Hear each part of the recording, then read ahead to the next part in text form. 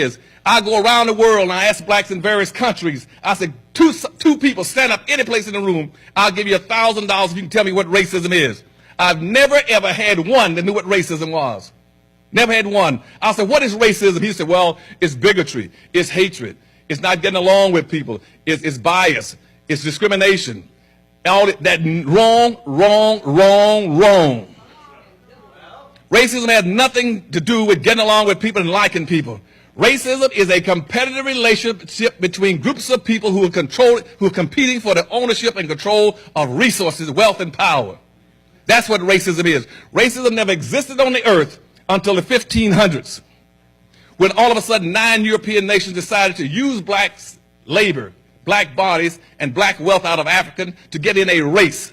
After Columbus had discovered America, supposedly, in quotes, in 1495, all of a sudden they got a rush to redevelop the Western world. So all these countries were in a race, a contest, competing to see who can develop North America, Central America, and Latin America. It was a race. It was a race, and everybody was in the race but black folk. Black folk never participated in the race. You were the prize, the boot, the loot that they used to empower themselves. See, they were buying blacks in Africa on a typical for $15 to $20 a piece.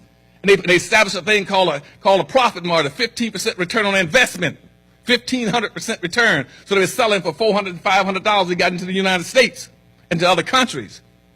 And that's why the whole banking system started off of slavery in Portugal.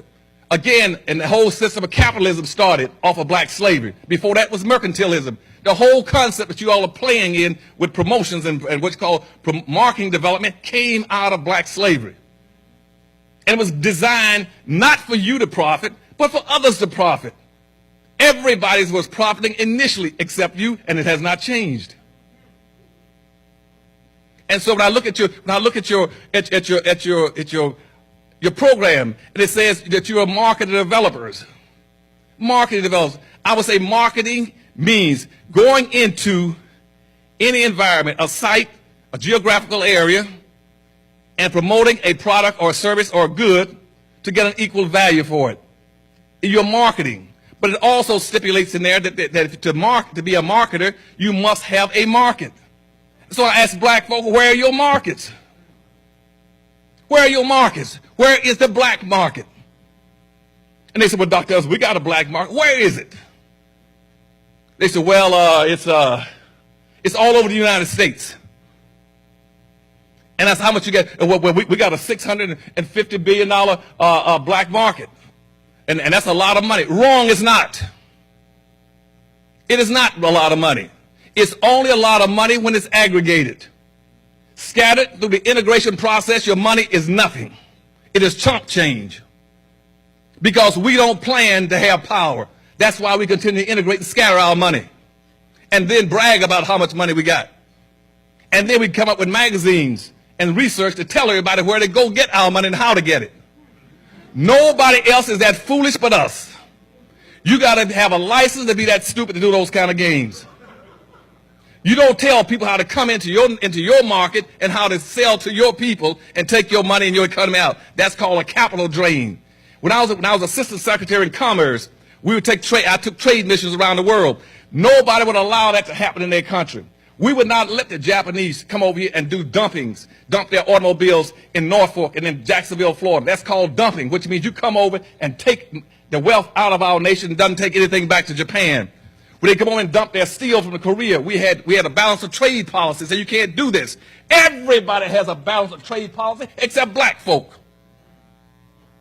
We'll let anybody come in and do anything to us because we haven't changed since slavery. We still don't understand the process. Every day, Burger Kings and McDonald's trucks will come into a black neighborhood and dump hamburgers, Coca-Cola, and take nothing out. That's a balance of trade deficit. This country right now is suffering from a balance of trade because we've allowed it to happen since Bush has been in office. And that's why you cannot profit in the society, because you got a capital drain. Nobody's ever taught black folk how to practice group economics.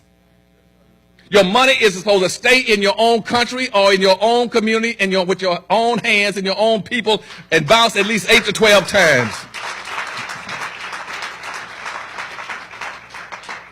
But we are the only people that absolutely refuse to do it. We won't do it. As a matter of fact, we are against spending money with our own people.